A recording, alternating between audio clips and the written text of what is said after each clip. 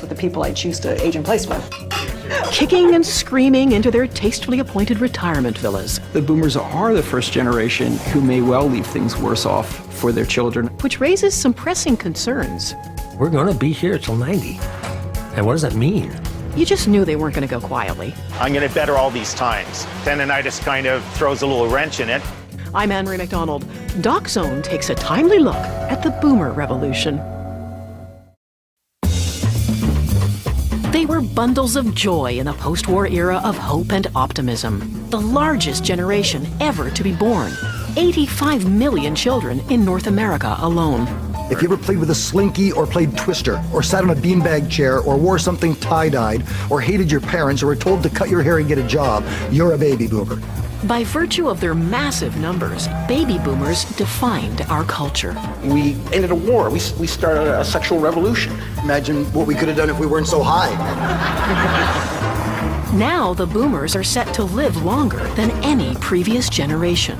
We're going to have 10, 20, maybe 25 more years than our grandparents imagined they'd have in their life.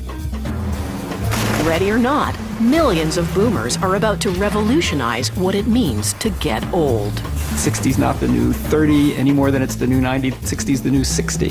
It's an entirely new stage of life. These could be the most potent years of our lives. If the boomers can figure out what to do with all their bonus time. We have 30 years to go. What are we going to be doing?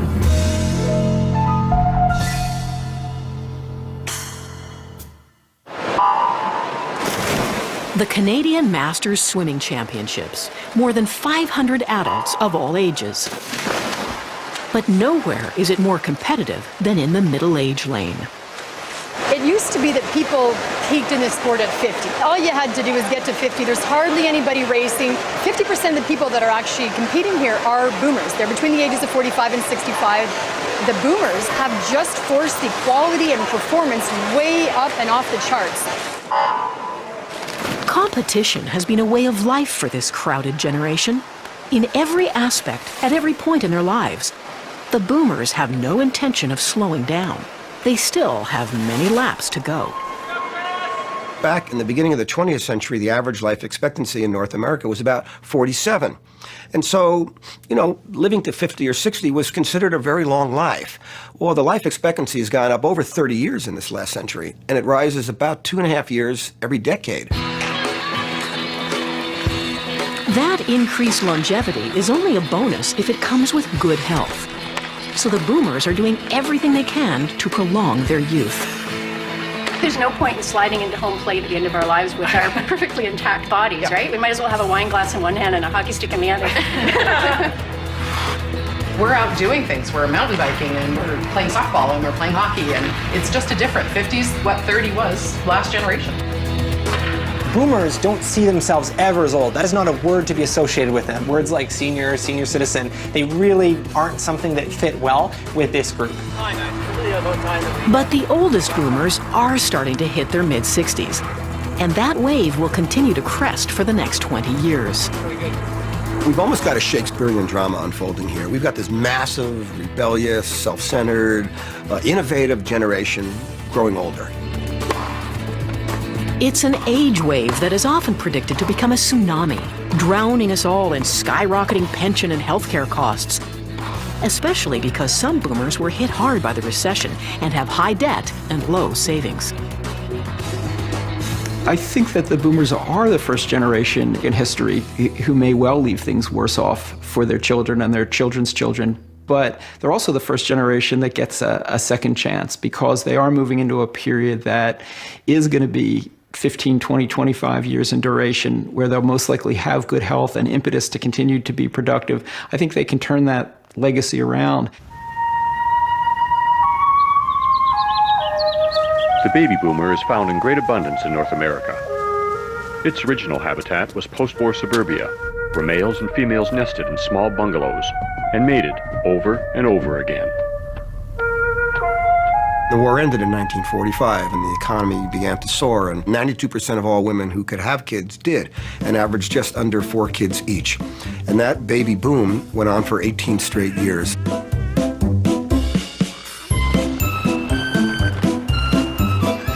Luckily, Luckily, all those kids came with an owner's manual, courtesy of Dr. Benjamin Spock.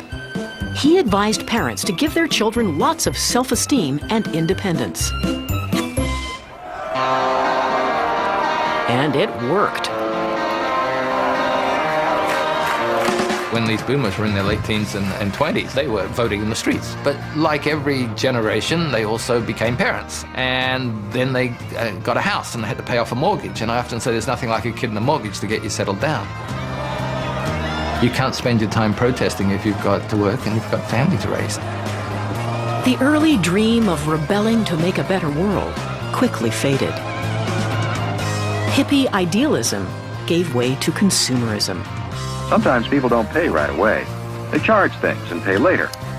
The baby boomers sparked a business bonanza, boosted by a new invention, the credit card. I remember when my mother would write my name on the inside of my underwear. Now I pay $50 a pair to wear another guy's name on the outside of my underwear. Scott Harris and Simon B. Cotter are mining comic gold, rekindling the childhood memories of fellow boomers.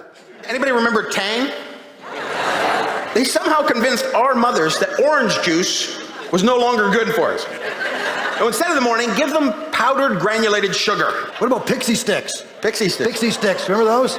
It was a tube about this long. The two ingredients were sugar, more sugar. Is there any wonder cocaine was so popular with our generation? We were just trying to recreate the buzz we had when we were 5. You know? They are the richest generation. They are the most plentiful generation. And so we want to entertain them and take their money. We drink $4 coffees in our SUVs. We got satellite cable and big TVs. We're a huge part of the economy. We're the generation that's all about me. Why can't they see? The me generation really hates to give up the spotlight. But boomers have moved from the advertising sweet spot, the 18 to 49 age group, to the 50-plus blind spot, the land of infomercials for the sick and the lame. They think it's good enough to have somebody with white hair pretending to be younger, and that's not what we're about. The Zoomer Show, a consumer trade fair for boomers with zip, is one sign the advertising tide may just be starting to turn. As businesses scramble to catch up, suddenly realizing they're missing the boomer gravy train. I think they need to focus on the older demographic, target what they actually want and need, and frankly recognize this is the group that has the money to spend. What is wrong with aging? It's a scientific fact. Everybody's going to age, so get over yourself and start to embrace it. Boomers control 2/3 of all consumer spending. They're shopping not just for themselves, but for their children, grandchildren, and their parents. Parents who are going to leave them a $1 trillion inheritance over the next 20 years. That demographic has become the most powerful purchasing power in the world. 1/3 of the world's purchasing power is going to be basically retiring in the next 7, 8, 9 years. Why anybody wouldn't want them as their focus group makes no sense to me. As marketers gradually embrace boomer power, even boomer memorabilia has become cool in a retro way. Anything boomer can be trendy, all over again. So pop culture is now fascinated with age, which is partly why we're trying to tee this off and get you guys to see demographics in a bit of a different way. The 20-something employees at this Toronto company identify what's new and cool online and sell that market research. So to understand what's happening with the boomers, they need a crash course in recent history. By the time that your average baby boomer was in their teens to mid-20s, Woodstock was coming around. Women were burning their bras. Everything was sexy and free and all about love. So what are boomers looking for today? Coming out of the recession, we found that Canadians were far more likely, especially boomers, to stray from that normal path of life and instead be focused on fulfillment. So looking at things like hobbies, crafts, starting new businesses, and really getting the most out of their life in terms of an experience. Aging is not seen so much as something to be avoided, but something to be proud of. It's a badge of experience. Over the last couple years, we started seeing something we called age embraced, which is that you did start seeing, Meryl Streep unphotoshopped in a magazine, or you would see a celebritization of the US Olympian who made it big. If age can now be beautiful, it's thanks in part to this woman. Canadian Dale Haddon was one of the first supermodels to prove that beauty isn't exclusive to the young. Now in her mid-60s, she's still modeling and is on her way to a New York City photo shoot. I've done this so long, I'd say like between 30 and 40 years, that I'm a dinosaur in this business. But I still have fun. Dale started modeling in her teens and was soon a favorite of famous American and French photographers. But after 20 years, age became a barrier. By the time I was 38, and they said, boy, you are so over the hill. You will never work again in that industry. I went, oh, you are so wrong. So she did her own research on the size and influence of the baby boom generation. I came up with amazing numbers, 40 million women in their 40s and up. And this was all new information. And I thought, oh my God, I have an opportunity to change the perception of the industry from the inside out. Because the industry is saying after 40, you're invisible. And my thinking was, at 40, you're starting. A little higher, just so it's just the eyes. So in the late 80s, Dale pitched herself as a new ambassador for Boomer Beauty and landed groundbreaking contracts with some of the world's top cosmetic companies. Her image helped steer the beauty business into a lifelong and lucrative relationship with the boomers. But like many boomers, Dale also wants to make a difference beyond her working life. She uses her famous face to raise money and awareness as a UNICEF ambassador. And for her own charity, Women One, traveling extensively in Haiti and Africa. This is the most exciting time of my life. There's nothing that can compare to what I'm doing now for me. The boomers are about to have a lot more free time, and I think what we're probably going to witness is sort of a revolution in volunteerism and in giving back, because this idealism has always been a part of this generation. Okay, so here we are in Castle Hill, what we call the most historical site in Alaska. And businesses are catching on to the benefits of a boomer revolution in volunteering. Sitka, Alaska is one of the destinations for Road Scholar, an educational travel group. It's giving boomers a way to give back. We're getting food ready for the birds for tomorrow, and we're recording what's going to whom according to what their feeding schedule is. This is Maureen Penman's idea of a vacation, caring for rescued birds at the Alaska Raptor Center, though feeding them was a bit of a shock. When I came down the first time and saw gutted rats, wasn't quite expecting that, but that's what they eat, so yeah, I'm okay with it. She's paying Road Scholar $1,300 for the opportunity, spending a week away from her family and her job as a lawyer. Sika, you're grumpy, aren't you, buddy? That's okay, you're old. I've been there. I figure I've got the big three going for me. I've got time, I've got money, and I've got help. And one day, one of those is going to change. It just is. And so, I want to do this for as long as I can. In Aspen, Colorado, another business keeps boomers skiing as long as they can. It wants to make them feel they can still conquer mountains.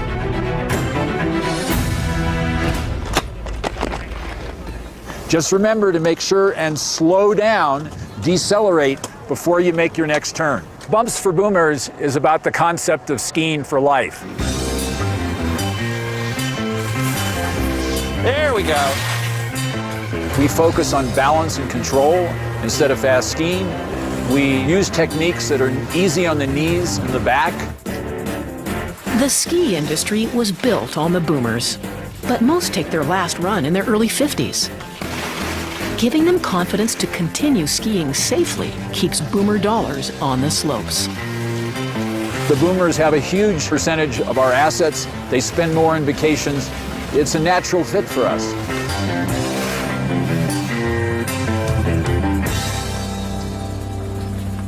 At the Ford Motor Company, they want to make their cars a natural fit for older drivers. In fact, they want the boomer business so badly, they're prepared to literally step into the boomer's shoes. Once a young engineer has put the suit on, the first thing we would want to do is try and get into the car, which is challenging. He may look like an overweight astronaut in Ford's third age suit, but it's a good way to simulate what it's like to live in and drive in an older, creakier body. You You can't move your neck, you can't move your arms that further forward. You have to look left and right over your shoulders when you're merging, which is again challenging because you're restrained. The gloves reduce your tactile sensations. The glasses cover your vision. The earplugs reduce your hearing capacity. Boomers buy more new cars and spend more on them than any other age group. Hands-free parking. No-cap gas tanks. What service do you want? Glucose. Even monitoring of glucose levels and heart rates while driving. All innovations aimed at boomer drivers. Young drivers feel that they're invulnerable when they drive. They don't have as much stress. Older drivers know what can happen out on the road, and so they want to make sure that they're being taken care of. Seems the Easy Rider generation is actually willing to make concessions for their age. Meet Mark Adams. Turns out trikes aren't just for kids. I have a lower back injury sustained in a peacekeeping mission. Two wheels was getting harder and harder for me to handle. But when I saw this, two wheels on the front, the stability and all the other inherent advantages, it was a no-brainer. At least 75% of the ones that are sold to boomers, baby boomers. The younger people just either can't afford it or it's not cool enough for them.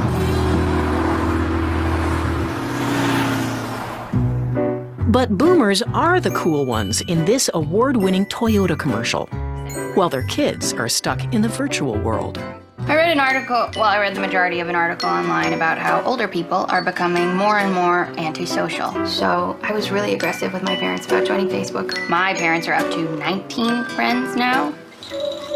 We spend a lot of time looking at the advertising that does exist for boomers. So much of it is patronizing or condescending or just very obviously missing the mark. Depressing a little bit sometimes. Say that again? Depressing a little bit. It wasn't fear-based or focusing on like retiring and money and like insurance and you're getting old and you're sick now and all this stuff.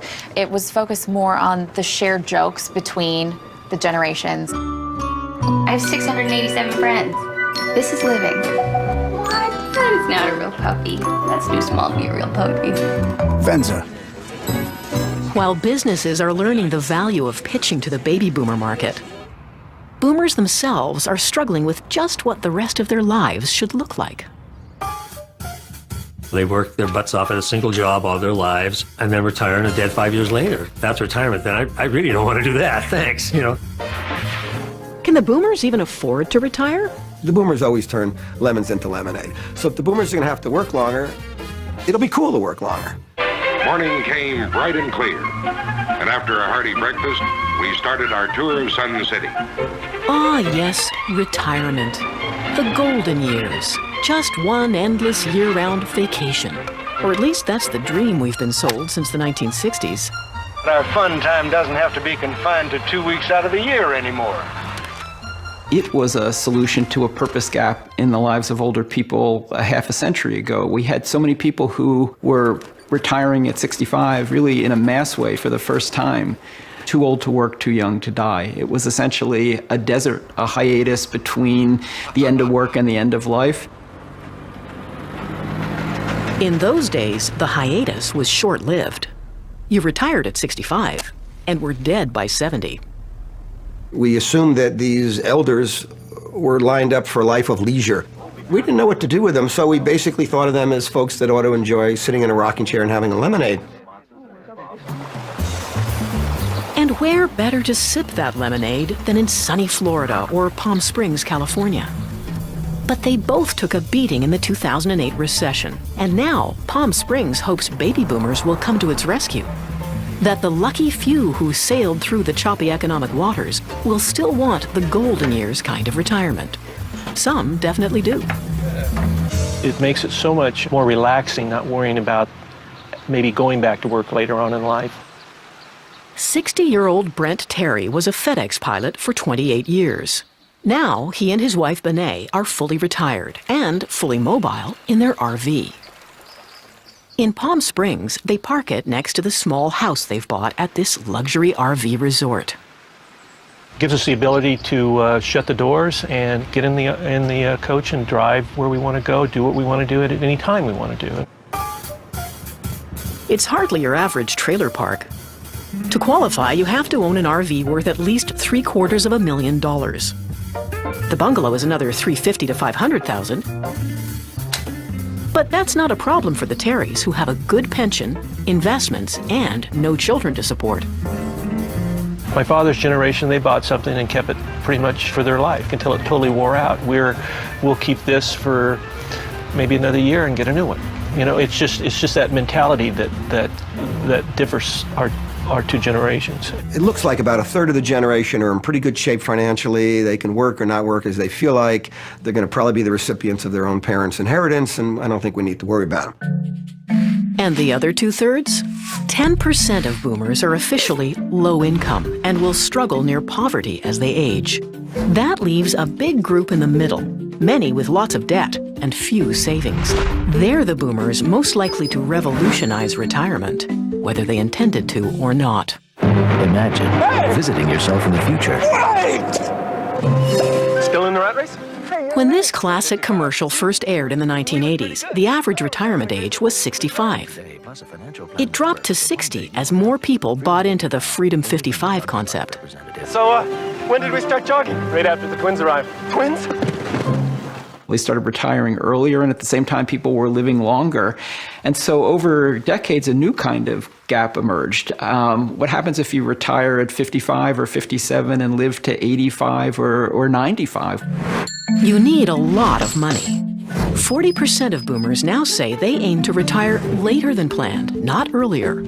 The average retirement age is expected to reach as high as 68 within a few years. Life insurance was never my favorite subject. Toronto actor Barry Flatman isn't a retiree, but he played an aspiring one on TV. He was 35 when he made one of the Freedom 55 commercials, but that was never the plan on his personal horizon. I know I can't take it with me, but we're sure going to take some of it for a nice long ride. I don't even know if you can introduce a Freedom 55 concept anymore.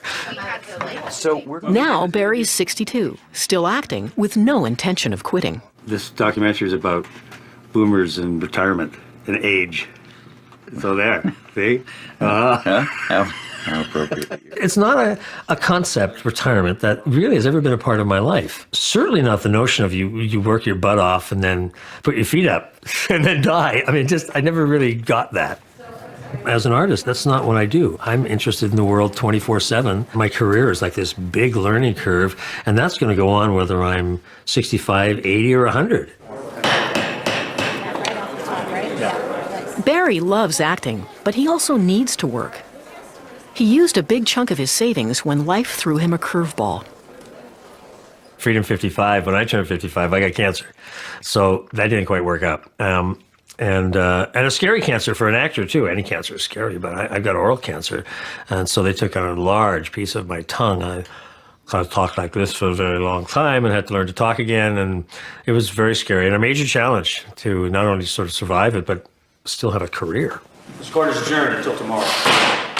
In my profession, it's difficult to stay alive and get jobs and pay the rent and have enough money. So that's one thing. It's like, okay, I live to 90, what am I going to live on? But if you haven't got your health, man, who the heck wants to do that? To me, I've always considered there's this bump in the road at 55. And at one point, sort of half my friends were making it over that bump and half weren't. It's sort of like dodgeball. All of a sudden, you're walking alongside a friend and they just got knocked down, you know, and then another friend dies. The thread between good and not good is very thin. And you get to realize that as you get older. You may find this proceeding amusing. Barry treasures his health and his ability to keep working. But most boomers say they'll keep working only because they have to. My intention was to work, just wasn't exactly sure at what. Shirley Gust gets a pension of $24,000 a year from her former job, but it's not enough. Like 1 in 4 women her age, she's on her own with no one to share expenses. You know, I put some money into RSPs and so on, but not enough. Nice piece. Shirley has a part-time job, runs her own decluttering business, and stages condos when business is slow. So let's just set this here for now. She raised 4 kids on her own and doesn't want to become a financial burden to them. Her mother lived to age 97. What will happen if Shirley lives that long, too? I always hope something miraculous will happen, but I don't know what that would be. I know there's nowhere where I'm going to inherit money, that's for sure. So winning a lotto, I'm going to work as long as I can. Like Shirley, many boomers are finding themselves in an unexpected situation thanks to the combined effect of a plummeting stock market, low interest rates, high debt, and a much longer lifespan. There's no guarantees anymore, as the boomers have found out. Many of them lost a third to a half of their savings in the crash of 2008. I think it's a group that's facing a great deal of pain, and it is probably struggling through the transition much more than they should have to. Are those potato chips? Mark Friedman knows all too well what it's like to change retirement expectations. Here you go, honey. At 54, an age when many boomers are already grandparents, he's the father of a trio of young boys.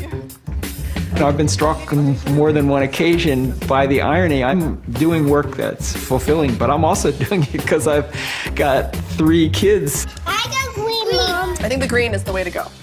Friedman heads up Encore.org, a nonprofit that encourages boomers to have positive social impact in their later years. Sometimes if you have no... So many people have been working extreme jobs in their 30s, 40s, 50s while raising families.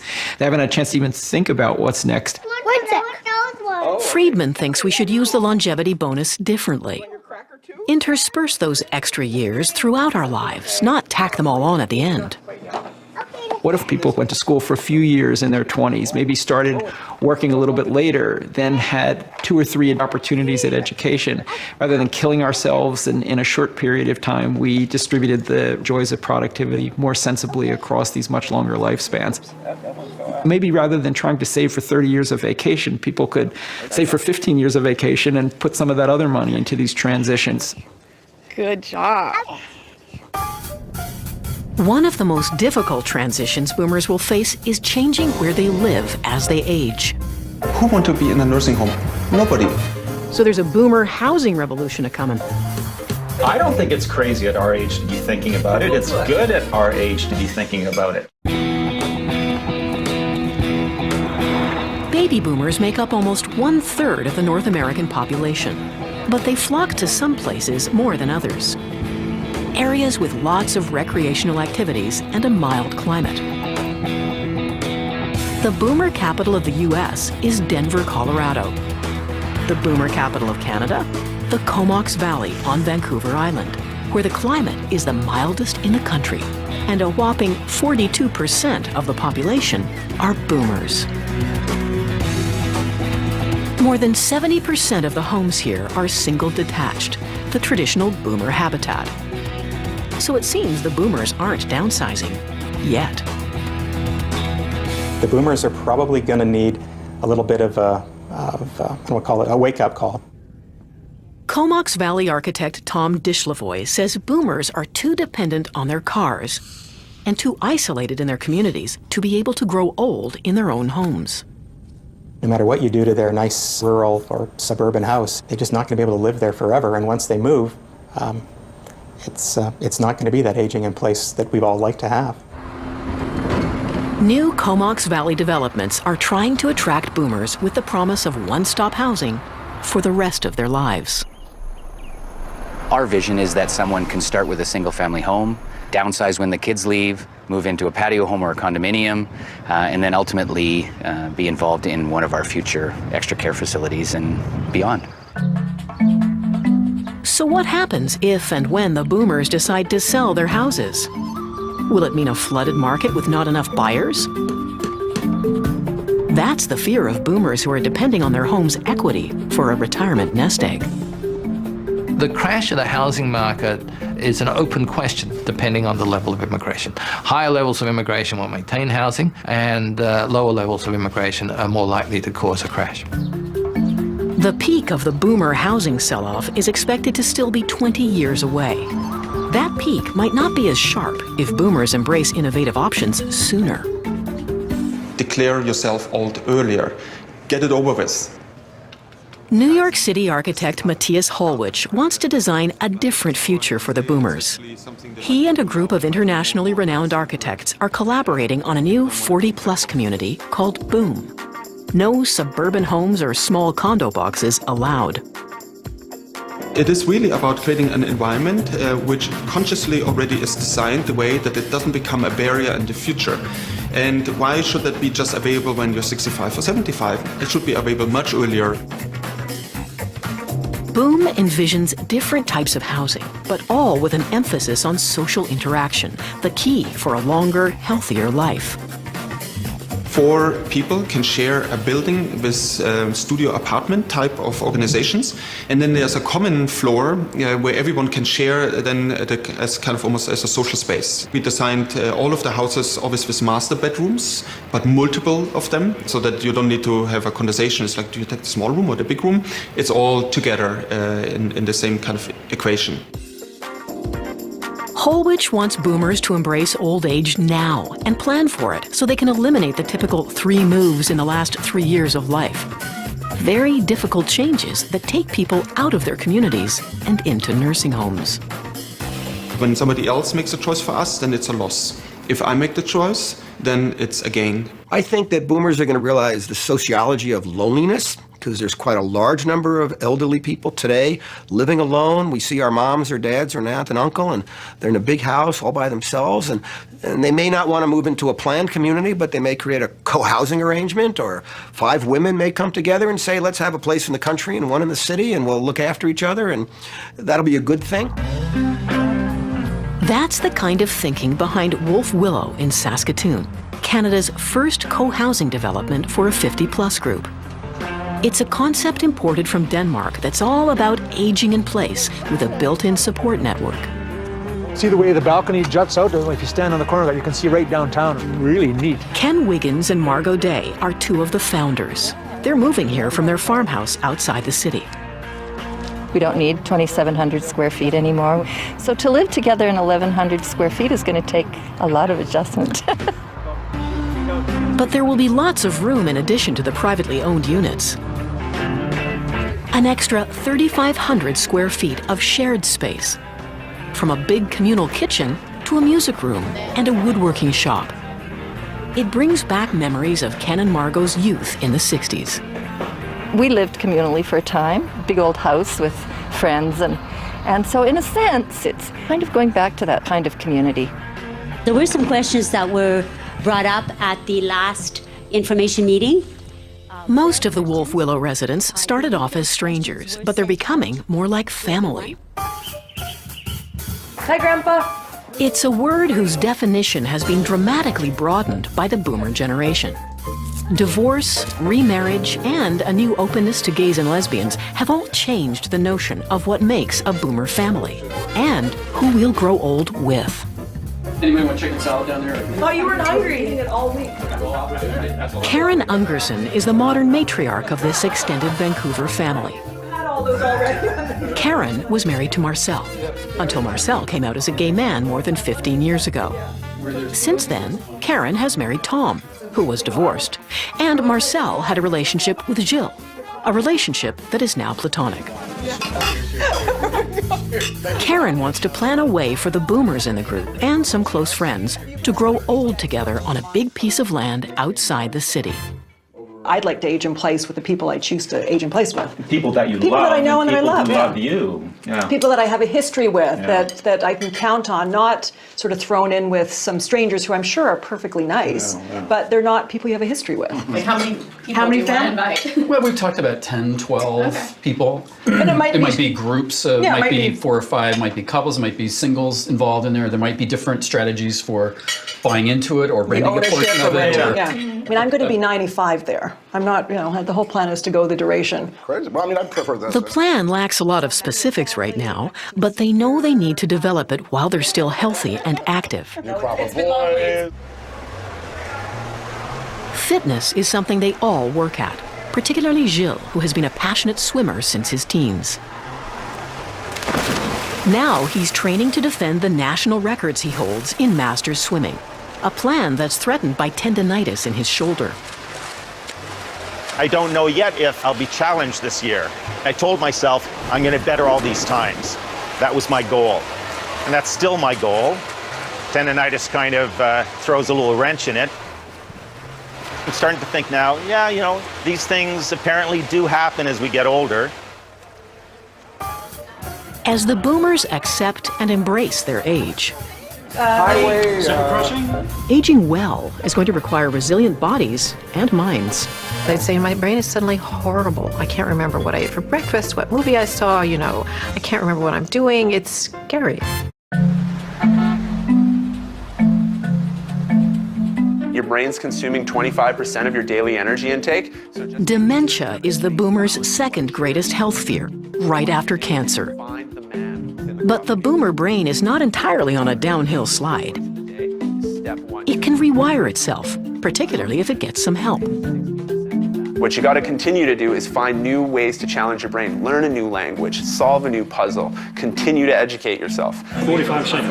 Is that all we got? Oh no, it's the double side. What we have in middle age is a brain that is very good at complexity, very good at problem solving, very good at seeing the connections between the dots. Dining table. Okay, rectangle. They used to think that we lost 30 to 40% of our brain cells as we age, and we don't. Our processing speed slows down, no question. The processing speed in our brain from our 20s is a slope that you don't want to look at. Baseball bat. But we're better at getting the gist of an argument. We're better at sizing up the situation. That really leaves us with a lot of brain power to come up with creative solutions. Oh, read off the red-nosed reindeer. Antler.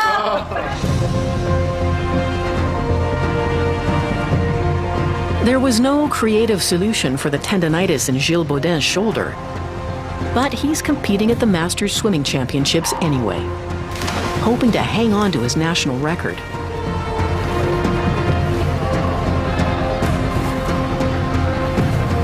But he comes up short, losing his record along with the race. Next year, I'm going to be 100% healthy, and I'm going to better all my times that I did this year. I was about to throw in the towel a week ago, knowing that I wasn't 100%. But now looking at the choices I made, I'm glad I made that choice. I didn't throw in the towel, because if you throw in the towel once, it's so much easier to throw in the towel the next time. That resilience, the ability to bounce back, is fundamental to the boomers' future. Their longevity bonus means it's more important than ever to nurture their minds and their bodies. I've gone from will I live to 60 to let's go for 100. Actor Barry Flatman recently celebrated his 7-year cancer-free milestone with the help of 2 brand new knees. He's convinced they'll carry him for decades to come. Most people our age have to really think about that we're going to be here till 90. And what does that mean? One of the great legacies the boomers can leave is to redefine this period in life in a way that works well for all generations. Close the shades so it'll be nice and dark. So by the time their children do get to this point, it will be understood that you're not over the hill. There'll be opportunities for people to continue to contribute. I think that this longevity revolution, at the end of the day, will have a bigger impact on economies, on relationships within families, on business opportunities, than either the industrial or technological revolutions of previous centuries. And I think the boomers are going to really be the pioneers of this very different version of longevity. If you missed some of this airing, you can always screen our documentaries at cbc.ca/DocZone. I'm Anne-Marie McDonald. Thanks for watching.